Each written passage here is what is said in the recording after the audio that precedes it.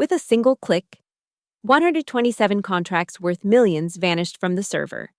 And Isabel Cooper was sipping her latte with a smile like she'd never met them before. They called her the bug fix girl. She called her second database the freedom ticket. When the payroll system descended into chaos, Isabel was miles away, signing fresh contracts with their former clients. My name is Isabel Cooper, and this is the story of how I dismantled a company from the inside out, not through sabotage or destruction, but through something far more elegant: precision. The microwave hummed its familiar tune as I watched my sad desk lunch rotate behind smudged glass. Tuesday, March 15th, 2:47 p.m., the exact moment my life pivoted from corporate drone to digital architect of revenge. The email notification chimed with all the warmth of a funeral bell. Due to recent budget realignments, performance bonuses for Q1 have been suspended indefinitely. $18,000. Gone. Not reduced, not delayed, suspended indefinitely. Which in corporate speak translates to, "We're keeping your money because we can." I sat in my cramped cubicle at Nimbus Strategies, surrounded by the symphony of startup culture, the distant hum of servers, the aggressive tap-tap-tap of mechanical keyboards, and the occasional whir of the $4,000 massage chair reserved exclusively for vice presidents. Meanwhile, the break room stocked expired cookies and coffee that tasted like battery acid. Nimbus Strategies marketed itself as a cutting-edge SaaS consulting firm, helping mid-sized companies optimize their digital transformation journey. In reality, we were digital janitors, cleaning up the messes created by companies that thought they could implement complex software solutions with YouTube tutorials and wishful thinking. Patrick Doyle, my direct supervisor and the company's CTO, embodied everything wrong with tech leadership. A man who'd learned to code in Visual Basic and somehow convinced himself he was the next Steve Jobs.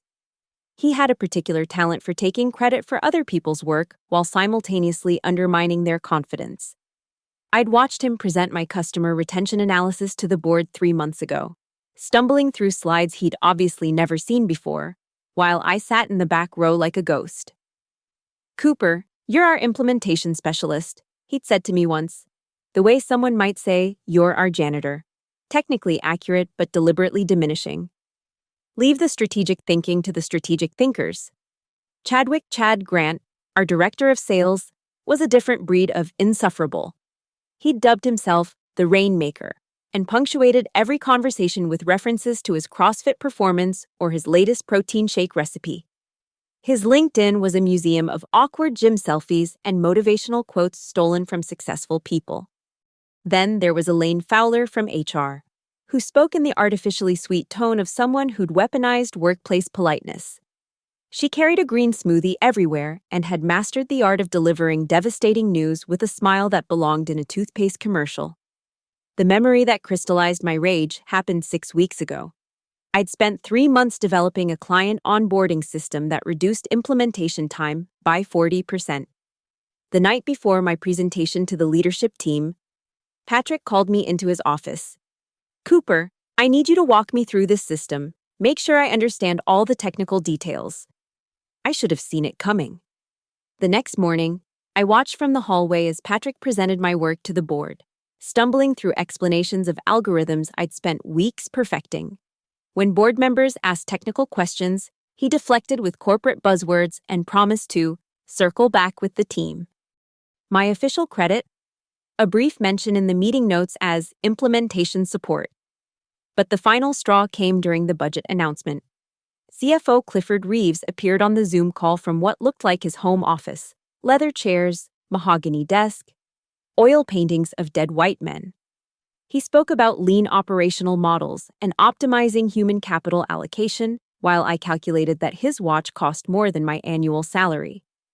"We're tightening our belts," he said, then immediately mentioned the new executive retreat in Aspen. The screen went dark.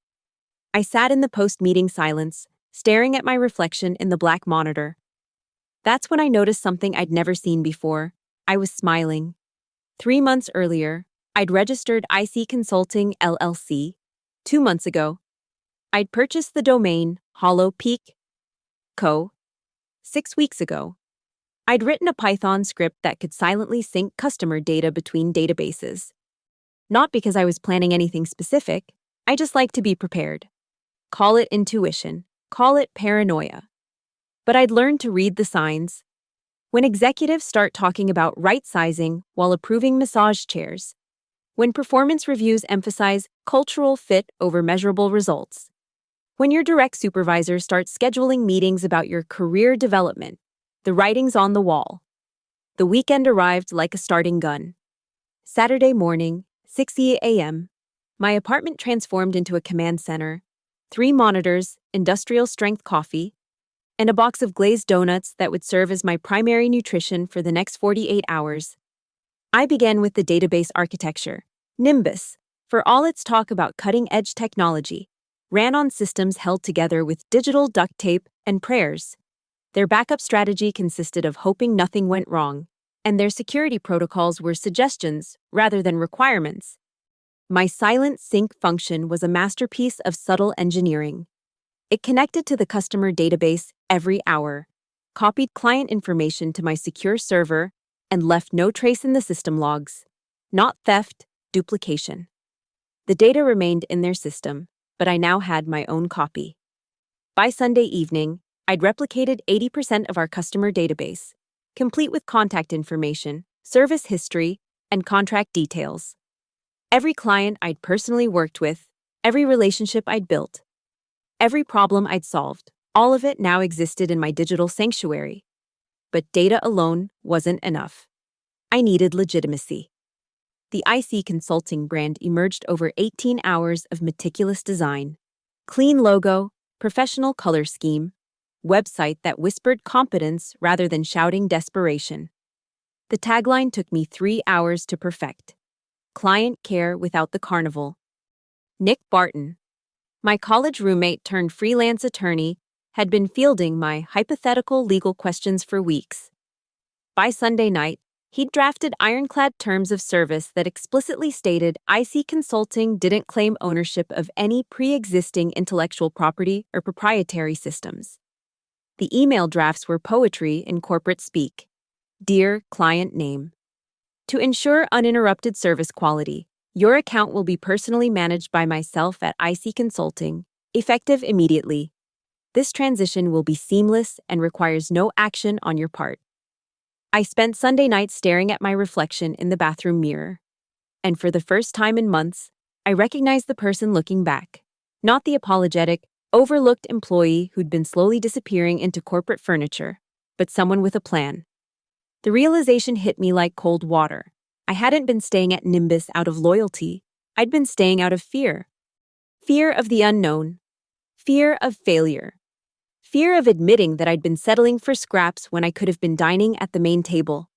That fear was dead. Monday morning, 8:13 a.m., I arrived at the office early, as always, and settled into my routine. Coffee from the machine that dispensed liquid disappointment. Check overnight system alerts. Review the day's client commitments. At 8:47 a.m., the first notification appeared. Data source unreachable. By 9:15 a.m., the marketing team's campaign dashboard showed nothing but error messages. By 9:30 a.m., the sales team couldn't access customer histories. By 10 a.m., Slack channels were erupting in red alert chaos. Systems down hard, Chad typed in the general channel. Can't pull any client data. Patrick's response was predictable. Looking into it, everyone stay calm. I watched the digital panic unfold with the serene detachment of someone observing a natural disaster from a safe distance. When Patrick finally approached my desk, he had the frantic energy of a man whose incompetence was about to be exposed. Cooper, we need you to dig into the database issues. Drop everything else. I looked up from my perfectly functional laptop, where IC Consulting systems hummed along without interruption. I'd be happy to help, but I'll need admin access to diagnose the problem properly. Admin access? You're an implementation specialist, not a system administrator. Then I'm afraid I can't help you. The issue appears to be at the database level, which requires administrative privileges to investigate. Patrick's jaw tightened. We'll handle it internally. Of course. Let me know if you need anything within my authorization level. By 11:30 a.m., my LinkedIn messages were flooding with worried clients. The first was from Healthcare Horizon Inc., our largest account. Isabel, our dashboard is completely blank. Is this a system maintenance issue? When will it be resolved? I responded within minutes. This appears to be a server-side issue with Nimbus. To ensure continuity of service, IC Consulting can provide immediate support. Would you like me to arrange a brief call to discuss options? The response was immediate. Yes, please. If you're leaving Nimbus, we want to follow you. By 1:00 p.m., I had 17 similar messages. At 1:47 p.m., my phone rang. Unknown number. But I recognized the voice immediately. Legal counsel. Ms. Cooper, this is Janet Wheeler from Morrison & Associates. We represent Nimbus Strategies. We need to discuss some concerning activity related to your employment contract. I'm sorry, but you'll need to direct all legal inquiries to my attorney. Have a wonderful day. I hung up and immediately called Nick. They're rattled, he said after I explained the situation. That was a fishing expedition, not a serious legal threat. They're trying to scare you into backing down. I'm not backing down. Good. Because what you're doing is completely legal.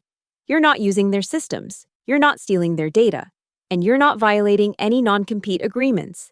You're simply offering superior service to clients who choose to work with you.